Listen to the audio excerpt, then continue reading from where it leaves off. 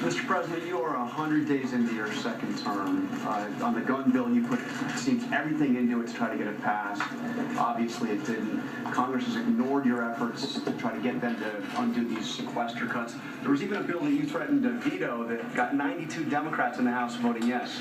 So my question to you is, do you still have the juice to get the rest of your agenda through this Congress? If you put it that way, Jonathan, maybe I should just pack up and go home. Golly. I think it's a little, as Mark Twain said, rumors of my demise make me a little exaggerated at this point. Look, we understand that we're in divided government right now. Republicans control the House of Representatives. In the Senate, this habit of requiring 60 votes for even the most modest piece of legislation has gummed up the works there.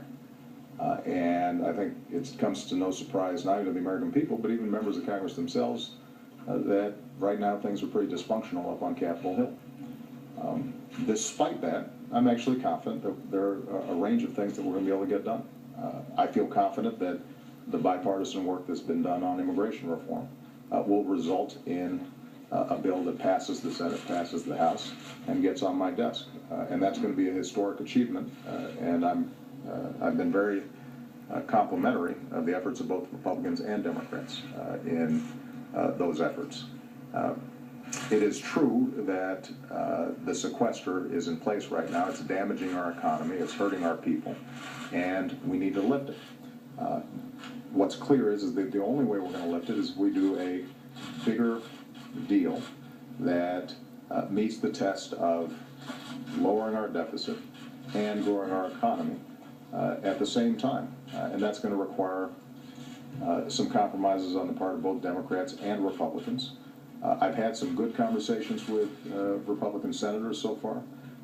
Those conversations are continuing. I think there's a genuine desire on many of their parts to move past not only sequester, but Washington dysfunction. Whether we can get it done or not, we'll see. But I think the sequester is a good example, or this recent FAA issue is a good example. You will recall that, even as recently as my campaign, Republicans were saying, sequester is terrible, this is a disaster, it's going to ruin our military, it's going to be disastrous for the economy, we've got to do something about it. Then when it was determined that doing something about it might mean that we close some tax loopholes for the wealthy and the well-connected, suddenly, well, you know what, we'll take the sequester. And the notion was somehow that we had exaggerated the effects of the sequester. Remember?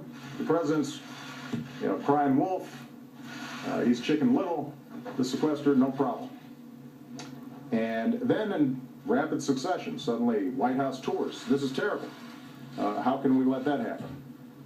Meat inspectors, we got to fix that. And most recently, what are we going to do about potential delays at airports? Despite the fact that a lot of members of Congress were suggesting that somehow the sequester was a victory for them and this wouldn't hurt the economy, what we now know is that what I warned earlier, what Jay stood up here and warned repeatedly, is happening. It's slowed our growth, it's resulting in people being thrown out of work, and it's hurting folks all across the country. And the fact that Congress responded to the short-term problem of flight delays by giving us the option of shifting money that's designed to repair and improve airports over the long term to fix the short-term problem, well, that's not a solution. So essentially what we've done is we've said, in order to avoid delays this summer, we're going to ensure delays for the next 2 or 3 decades. Why'd you go along? Hold on a second. So the alternative, of course, is either to go ahead and impose a whole bunch of delays on passengers now, which also does not fix the problem. Or the third alternative is to actually fix the problem by coming up with a broader, larger deal. But, Jonathan, you seem to suggest that somehow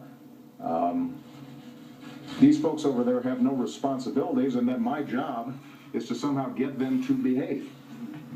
That's their job. They are elected, members of Congress are elected, in order to do what's right for their constituencies and for the American people. So, if in fact they are seriously concerned about passenger convenience and safety, then they shouldn't just be thinking about tomorrow or next week or the week after that. They should be thinking about what's going to happen 5 years from now, 10 years from now, or 15 years from now. The only way to do that is for them to engage with me on coming up with a broader deal. And that's exactly what I'm trying to do, is